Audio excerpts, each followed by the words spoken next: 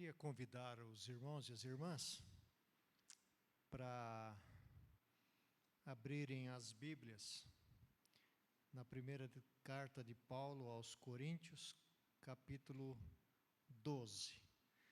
Vocês que estão aqui no templo e vocês que estão em casa, podem então acompanhar a leitura desse texto sagrado. Primeira carta de Paulo aos Coríntios, capítulo 12. Eu vou ler dos versos 4 a 11.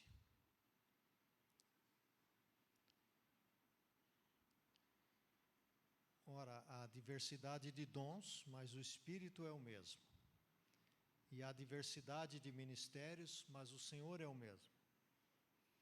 E há diversidade de operações, mas é o mesmo Deus que opera tudo em todos.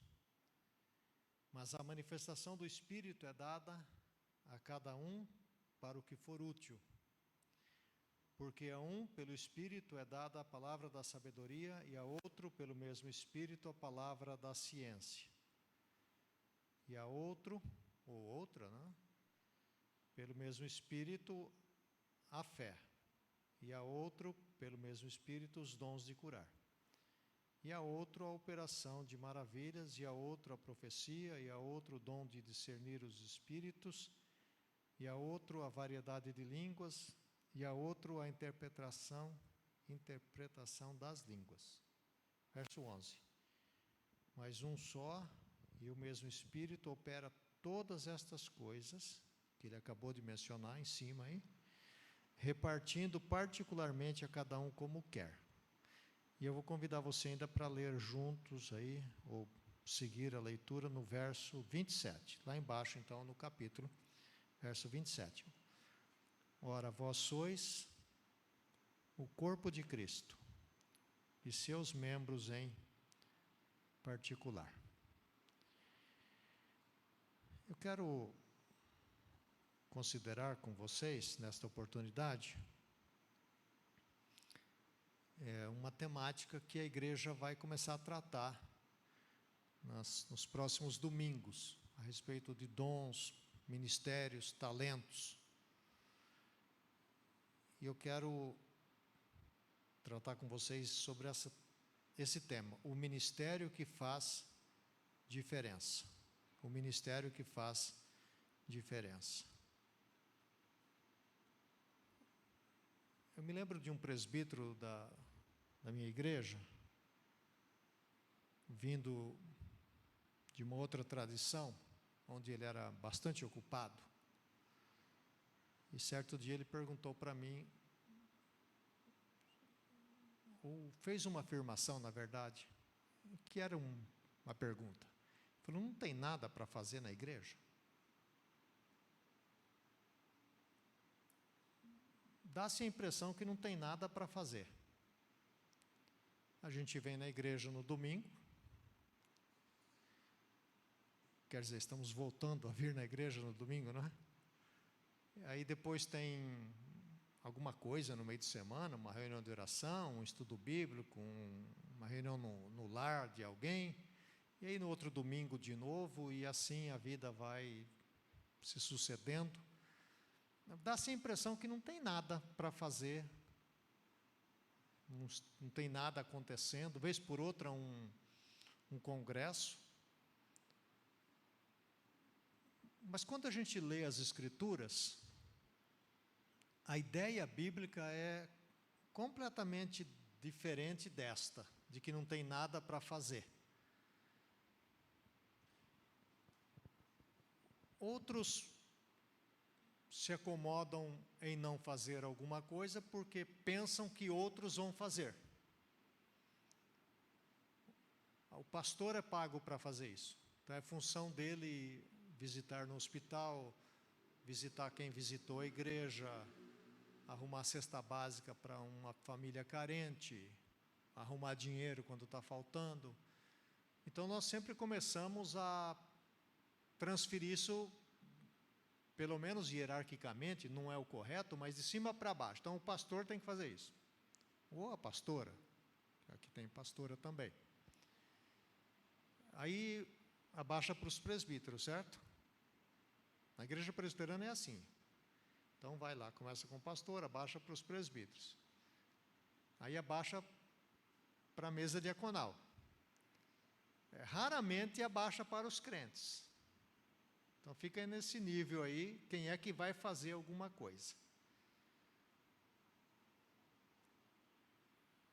Igreja tem o nome de assembleia, na origem da palavra, assembleia. Assembleia é o ajuntamento de pessoas que têm algo em comum, que têm um mesmo objetivo, um mesmo desejo.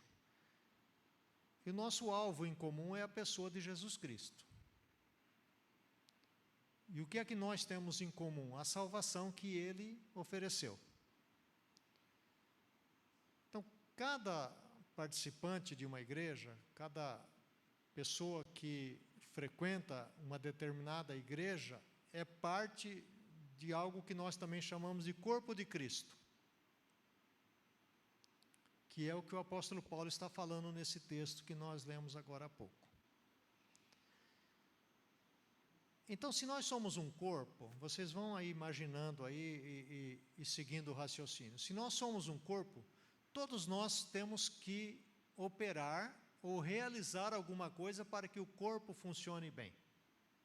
Não é assim? Não é, Mariana? Você é bailarina? É ainda, minha filha? É mais ou menos, né? Então, imagino, né? Tem que treinar bastante, não tem? Se você vai ser bailarina e treina só uma perna, não ia dar certo, ia. Parecia um saci pererê lá, não é? A igreja sendo um corpo, e cada um de nós somos parte desse corpo, todos nós temos que ajudar para que o corpo funcione bem. Será que é difícil entender isso? Todos nós temos que ajudar. Segundo estatísticas ou pesquisas que são feitas, em uma igreja qualquer, 20 a 25% das pessoas ajudam. Isso significa que 80 a 75 a 80% das pessoas não estão fazendo quase nada ou não estão ajudando em nada. Eu posso estar enganado, mas são as que vão reclamar. Então, se eu fosse você, eu não reclamaria não, porque logo a turma vai logo descobrir que você não está fazendo muita coisa. Então, né, não reclama não, fica, né, quietinho. Então, a partir de agora, quem reclamar, você já sabe, não está fazendo nada. Então, nessa igreja jamais vai ter uma reclamação. Acabou, não é? As reclamações. Porque eu não vou reclamar, porque o pastor falou que quem reclama é porque não está fazendo nada. Então, veja, como é que a gente modifica essa situação? Como é que a gente transforma isso e parte para ser uma igreja dinâmica, operosa, em que todos estão integrados, estão desejosos de ver o Evangelho caminhar, de ver o reino de Deus avançar nesse mundo? Como é que a gente faz para isso acontecer? Então, eu quero dar algumas pistas aqui e quem sabe, né, você possa colocar isso em prática na sua vida. Não interessa quanto tempo você está na igreja, se é uma semana, 15 dias, 30 anos, isso não tem a menor importância. O que tem importância é que a partir de agora você pode modificar a sua maneira de ver a sua vida cristã. E fazer parte disso, porque é uma experiência emocionante fazer parte da carreira cristã. Primeira coisa que nós precisamos fazer como igreja é encorajamento. Nós precisamos de inspiração para o trabalho de Deus, eu estou falando. Nós precisamos de, primeiro, ver a nós mesmos como Deus nos vê. Como é que Deus vê você?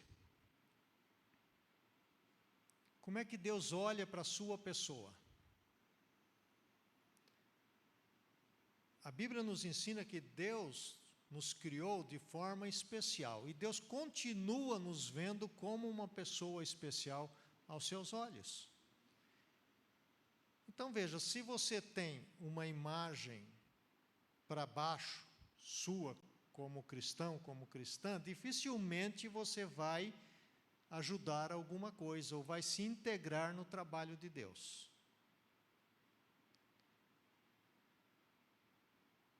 E esse encorajamento é tão interessante porque Deus nos deu dons e habilidades, conforme Paulo relata aqui, uma das músicas que nós cantamos, a primeira aí, dentro daquela sequência do louvor, falava sobre isso, dos dons e os talentos.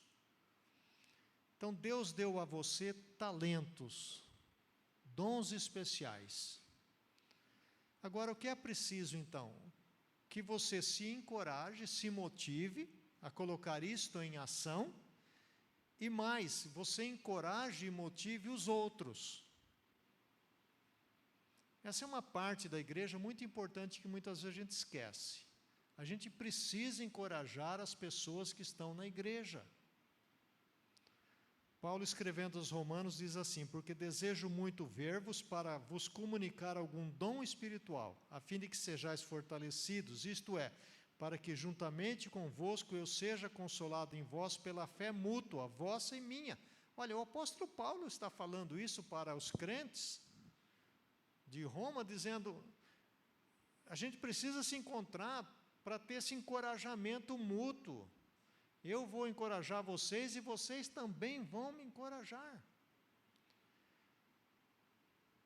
Em outro lugar ele diz assim: ora, rogamo-vos, irmãos e irmãs, que reconheçais os que trabalham entre vós, presidem sobre vós no Senhor e vos admoestam, e que os tenhais em grande estima e amor por causa das suas obras. Tende paz entre vós. Então, se nós queremos ter uma igreja viva, atuante nesse bairro, nesta cidade, mas especialmente nesse bairro, é preciso o encorajamento. Você tem encorajado as pessoas que frequentam essa igreja? Você tem olhado para alguém e tem visto naquela pessoa algum dom, alguma habilidade, e você tem falado, olha, por que você não usa essa habilidade para tal coisa? Olha, nós queremos contar com esse dom seu, com esse talento seu para tal coisa que vai acontecer. Ou seja, é necessário que a gente faça isso. Porque se a gente não faz, às vezes a pessoa é tímida ou alguma coisa assim, e ela não se motiva. É preciso então que você não só tenha o seu próprio encorajamento no Senhor, mas que você comece a olhar para a igreja e encorajar as pessoas. Não tenha vergonha de fazer isso. Tá bom? Então, essa é a primeira coisa. Esteja atento ao que está acontecendo. Não é pecado elogiar, queria dizer isso para vocês. Né? O crente ele tem um medo de elogiar porque ele pensa que a pessoa vai ficar orgulhosa. Não é isso? Ou então, não vou elogiar porque não fez mais do que a obrigação. O pessoal que vem cantar aqui, canta todo domingo, mas e daí? A gente não pode encorajar esse pessoal? O pessoal que está lá na mesa de som? Se o menino que está lá resolver acabar com esse sermão aqui, ele acaba em 30 segundos, né? Ele dá umas microfonias aqui, não é verdade? Então, o trabalho dele é importante. Vamos encorajar uns aos outros, tá certo? Além do encorajamento, segundo, é preciso alistamento. Não sei se alguém aqui fez exército ou tiro de guerra, mas todo rapaz aí recebeu uma convocação para o alistamento, não foi verdade? Você pode até ter escapado, mas você foi alistado. Foi alistado, meu brother? Foi, né? Já faz tempo, nem lembra mais, né? Então, eu também não lembro. Mas foi alistado, não é? Tem que ir, não tem? Tem que ir. Deus nos alista para o seu serviço, mas a gente não vai. A gente falou aí do rei, né? Que entre o rei da glória, poderoso nas batalhas, poderoso nas guerras, não é? Foi isso? Aí então, mas se tem uma batalha e tem uma guerra, ele vai alistar aí, só que Deus ele alista todo mundo, viu? Não é igual ao exército brasileiro que só alista os homens, não. Deus vai alistar todo mundo. Vai alistar os jovens, as meninas, os meninos, os velhotes também, entendeu? No reino de Deus não tem aposentadoria. Aí todo mundo é alistado. Ah, mas quando eu me aposento? Fica sossegado que Deus vai aposentar você um dia, né? Não precisa ficar nervoso. Mas enquanto Ele não fizer aquela aposentadoria final, você está alistado. Então identifique, você vai para uma batalha, você vai como? O que é que você vai fazer na batalha? Você vai arrumar isso? Você vai tomar conta não sei do quê? Você vai ficar vigiando durante o dia em tal lugar? Você vai estar na retaguarda? Você vai estar na vanguarda? O que é que você vai fazer? Então, o alistamento, ele se dá, e depois a gente vai sendo então colocado nos lugares que Deus precisa da gente. Que Deus precisa da gente.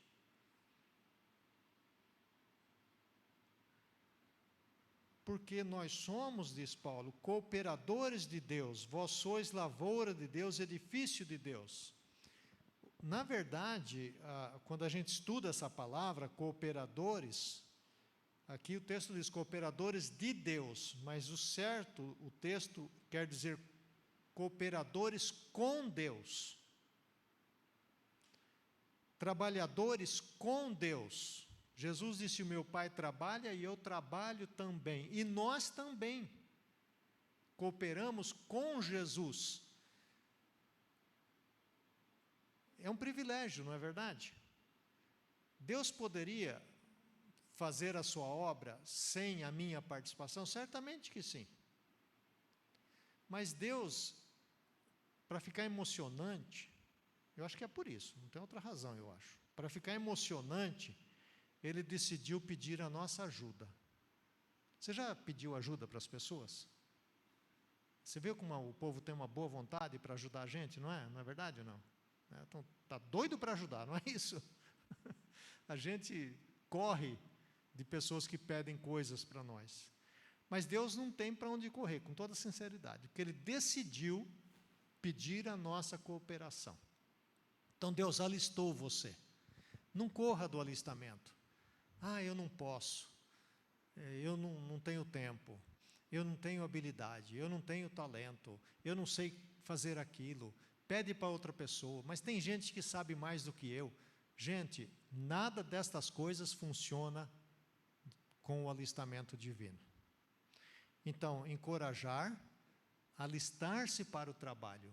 O que é que Isaías disse quando ele viu a necessidade? Eis-me aqui. Eis-me aqui.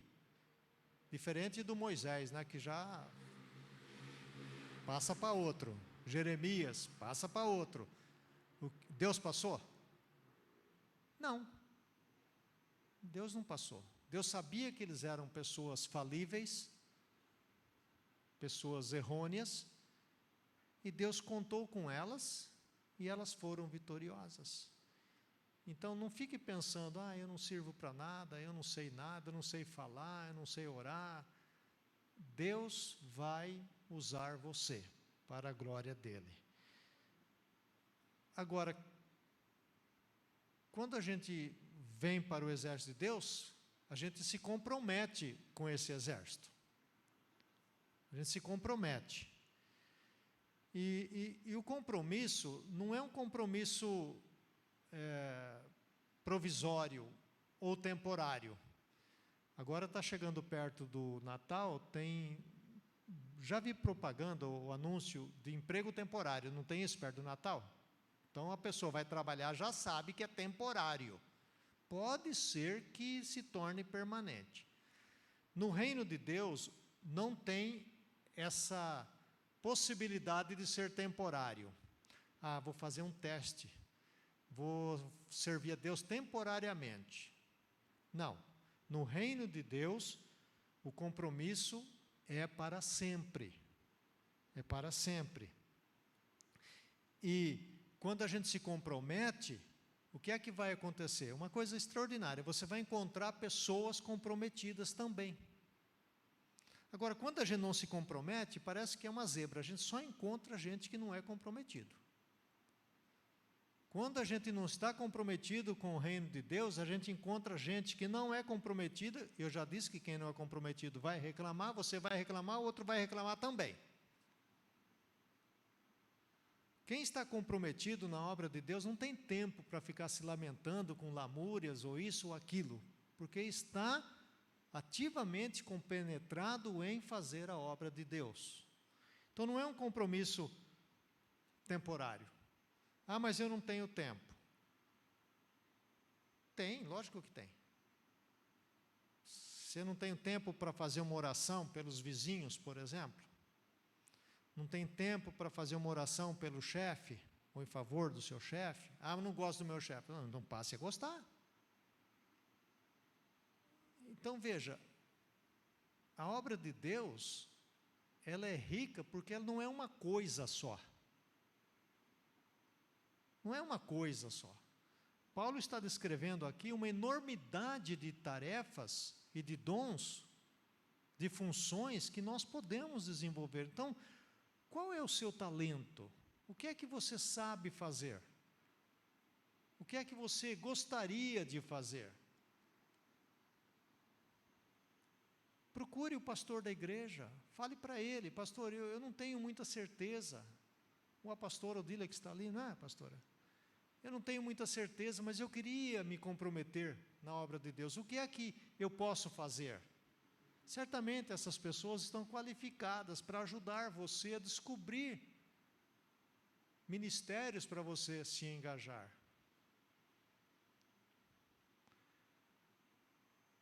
Então se comprometa. Diga ao Senhor: eu estou aqui, conte comigo.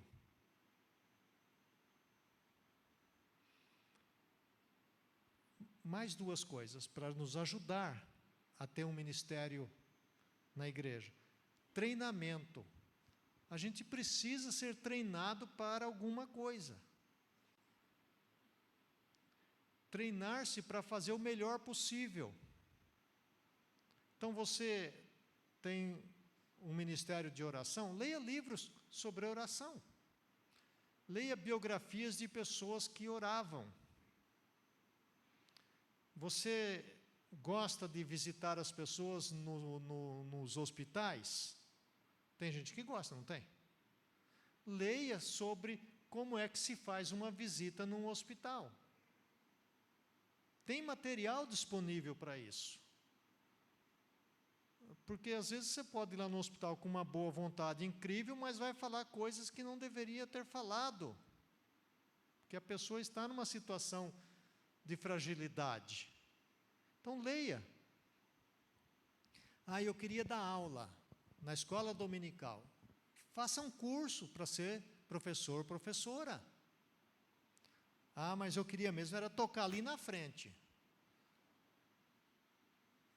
Bem, para tocar, ou você já sabe, procura aí o pessoal da música, e se não sabe, então vai para uma escola de música, porque se é esse o seu dom e o talento, e você quer fazer isso,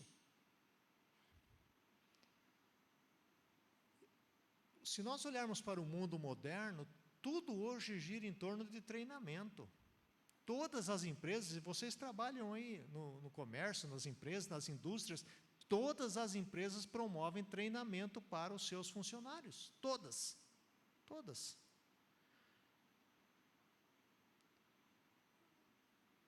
Você sabe fritar hambúrguer? Você sabe, Mariana? Com essa resposta aí já vi que o hambúrguer lá na sua casa não deve ser dos melhores não, né? É brincadeira, Mariana. Ela deve ser uma fantástica fritadora de hambúrguer. Tá, você então sabe fritar hambúrguer, tá? Acende o fogo lá e a panela, não, a frigideira ficou quente, você taca o hambúrguer lá e aí você vê uma notícia que o McDonald's está precisando de gente para fritar hambúrguer. Você vai lá e se apresenta para o gerente fala assim: olha, para fritar. Não, você fala: não, já sei. Não, diz, tiro de letra. Olha, mas não, o que é isso? Você não deixa o gerente dar a explicação para você como é que frita o hambúrguer no McDonald's, porque você já sabe. No McDonald's, o hambúrguer fica congelado até ir para a chapa. Vou falar para você como que é no McDonald's. Entre 177 graus e 218. Uma prensadeira automática prepara até 8 discos por vez. Para lanches menores, o hambúrguer frita cerca de 40 segundos. Aí vai lá e você deixa 2 minutos. Já não é o padrão McDonald's. Aí você fala para o gerente, não, mas na minha casa 2 minutos. O gerente não quer saber se na sua casa é 2 minutos, 10 minutos, meia hora. Aqui no McDonald's você vai fritar esse negócio em 40 segundos. Você vai ficar olhando o relógio, deu 40 segundos, você para e troca. Entendeu? Por que que em todos os lugares as pessoas treinam para fazer o melhor? E na igreja, por que nós não nos treinamos? Por que a gente não se qualifica mais? Tem a Faculdade Teológica Sul-Americana aqui. Por que você não faz um curso? Ah, não quero ser pastor. Mas não é para ser pastor, nem pastora. É para aprender mais sobre a Bíblia. Ah, mas não quero estudar 3 anos, não quero fazer isso. Tá bom, então entra lá no YouTube, faça um curso qualquer lá. Tem milhares de cursos no YouTube. Ah, eu queria pregar. Estude para ser um pregador. Então veja, o meu ponto aqui é o seguinte: a obra de Deus vai avançar, mas ela avança com ordem, com qualificação. E se nós formos treinados, nós avançaremos mais rápido e avançaremos com mais sucesso. Então, frequente os grupos de estudos da sua igreja, leia a Bíblia, leia um livro sobre a Bíblia, um comentário sobre a Bíblia. Ah, eu queria discipular alguém que é novo na fé. Compre um livro sobre discipulado e aprenda a fazer um discipulado. Gente, eu não sei qual é o problema do crente. Então é necessário treinamento. Você, por exemplo, pode treinar um crente mais novo na fé. Ah, mas eu não sei fazer isso. Aprenda a fazer para ensinar. Então, veja, a gente está falando sobre ministérios que vão fazer diferença. E quem é que vai fazer diferença? Você vai fazer diferença. Porque você vai se motivar, encorajamento, você vai se alistar para essa obra. Não é temporária, é um compromisso que você vai fazer com Deus, e você vai se preparar. E, finalmente, então, a implementação, a ação de tudo isso. Né? Tudo isso desemboca numa ação. E a coisa mais emocionante que tem no cristianismo é ver alguma coisa que a gente faz, ou que a gente ajuda, dar resultado. Não é verdade? Não tem alegria maior. Para o próprio Jesus foi assim. Lá no livro de Isaías, tem um textozinho assim que passa batido às vezes, que fala sobre o servo sofredor. Num certo lugar diz assim: e ele verá o fruto penoso do trabalho de suas mãos e ficará feliz. Então Jesus, quando olha para você, ele fica feliz, porque você é fruto do trabalho de Jesus. Quando você ajudou uma família a se recuperar, e você olha para aquela família na igreja, a criançada na escola dominical, a igreja agora, aquela família agora é restaurada, você fica feliz. Então a recompensa é o próprio trabalho que você fez. É quando você foi lá visitar alguém no hospital e aquela pessoa diz: olha, aquela oração que você fez foi tão marcante na minha vida. Quando você lê a Bíblia para uma pessoa e a pessoa diz: nossa, mas eu estava precisando tanto daquele texto que você leu. Então, você tem visto isso? Tem experimentado essas coisas? As pessoas têm falado isso para você? Então é preciso, gente, desembocar na ação. Na ação.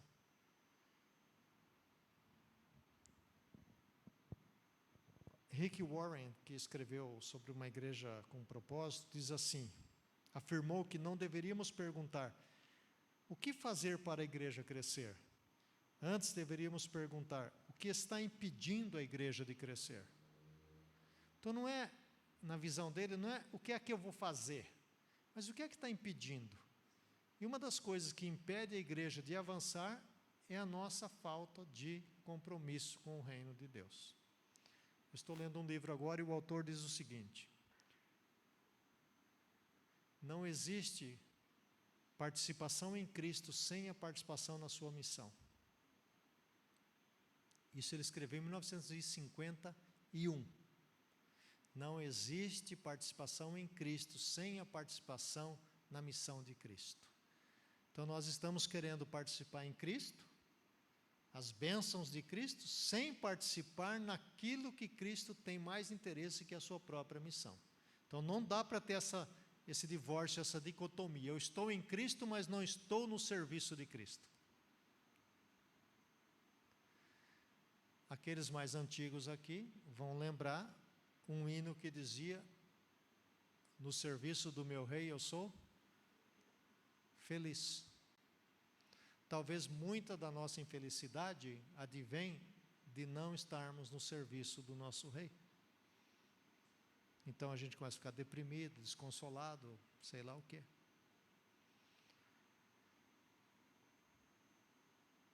Então quando aquele presbítero perguntou para mim se não tinha nada para fazer, o que eu respondi para ele? Falei, de fato você tem razão, não tem nada para fazer. Aqui na igreja estou falando, tem pregação, eu já estou pregando. Tem o pessoal da música. Falei, tenta tirar um deles de lá para você ver o que vai acontecer. Né? Tem o irmão que fica parado lá na porta lá para ver quem é que vai entrar e sei lá o que ele vai fazer com esse pessoal. Tem o camarada do som lá, e o nome dele era Mário. Falei, Mário, eu acho que você não entende nada daquilo lá, porque você é velho. Aí fiquei pensando mais alguma coisa para falar para ele e tal. Falei, não tem mesmo, Mário, muita coisa para fazer aqui dentro do templo, mas lá fora tem bastante. Então, nós estamos em Cristo e estamos na missão de Cristo. E esta igreja tem espaço para ser uma igreja vibrante, uma igreja atuante, começando neste bairro. Mas tem que começar com você. Com você. Amém? O que é que você pode fazer? O que é que Deus deu para você? Não menospreze os dons e a vocação de Deus. Não se compare com os outros da igreja. Todas as partes do seu corpo são importantes para você ter o corpo que você tem. Deus colocou as pessoas certas nesta igreja para que o corpo de Cristo funcione. Então, faça a sua parte. Ajude. Pastor Odila veio aqui e leu 2 textos bíblicos. Mateus e Hebreus, não foi? Que Deus está conosco, Jesus está com você. E ela ainda disse que muitas vezes você acha que Ele não está. E sabe por que você acha que Ele não está? Porque as pessoas da igreja não estão representando Jesus para você. Só por isso que você acha que Ele não está. Porque, tecnicamente falando, Deus vai pegar na sua mão usando outra pessoa. Imagina você sair aí na rua, aí, uma escuridão danada, e você sente alguém pegando na sua mão. Você vai assustar, não é? Porque Deus não vai descer do céu, se bem que Ele está aqui, né? Não está lá no céu também, está aqui também, e pegar na sua mão. Mas Deus vai fazer um irmão, uma irmã pegar na sua mão. E aí quando um irmão ou irmã pega na sua mão, você fala, graças a Deus. Não é assim que a gente fala? Quando alguém leva lá uma cesta básica para a nossa casa, a gente fala, louvado seja Deus. Então Deus, o que Ele faz? Ele inspira a gente, Ele move a gente a fazer alguma coisa. Aí se a gente não obedece, presta atenção nisso, estou terminando. Se a gente não obedece, esse impulso de Deus, essa inspiração de Deus, a outra pessoa fala o quê? Fala o contrário, ela fala, Deus me abandonou. Deus não me ama. Deus nem sabe que eu existo. Eu sabia que Deus não ia fazer nada por mim. Então, as duas coisas podem acontecer. Quando eu estou engajado na obra do Senhor e estou ajudando a você, você está me ajudando, como Paulo fala à igreja lá de Roma. Quando isso acontece, a pessoa diz, louvado seja Deus. Deus recebe a honra e recebe a glória. O inverso é exatamente verdade. Quando eu não ajo, quando eu não opero, quando eu desobedeço ao impulso de Deus de fazer isso, de dar uma oferta para uma pessoa, ou de comprar uma cesta básica, ou de ajudar a pagar uma conta de luz, ou de ir com ela no hospital, ou de ir lá orar no hospital, quando eu não faço o que Deus pediu para eu fazer, aquela pessoa que não recebeu a bênção, ela também vai dizer, Deus não está comigo. Então você vê a responsabilidade que Deus nos coloca? Quem participa de Cristo, participa também da sua missão. Quem colocou as mãos no arado, não pode olhar para trás. Obrigado, Senhor, porque mesmo não sendo merecedores, o Senhor olhou para nós e nos colocou na Tua obra. E nós Te louvamos por isso. Abençoe todas as pessoas que estão aqui nesta noite e as que nos ouvem nos seus lares, para que se engajem na Tua obra, Senhor. Que ninguém menospreze os dons e os talentos que o Senhor concedeu, Senhor. E que esta igreja, Deus, seja uma igreja vibrante e atuante neste bairro, em nome de Jesus. Amém. Eu queria, pode vir, pastora Duília, queria apresentar para vocês amigos meus que vieram comigo, pastor Renato, o reverendo Renato, que está ali, levanta a mão, Renato, a Nani, que está do lado, a esposa, e a filha, que está do lado, a Tainá. Eles têm mais uma filha, que está na Inglaterra, a Thaís, casada com o Gustavo, e que está grávida, que vai ser mãe, então eles vão ser avós também. Então deem um abraço neles, eles estão se preparando, terminando o treinamento, né, que eu acabei de falar, estão fazendo o treinamento para ser missionário na Itália. Quem é de descendência italiana aqui? Levanta a mão, só para eu ver.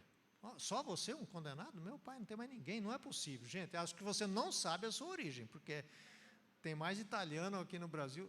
Você é. Não tem mais ninguém que tem avô, bisavô italiano?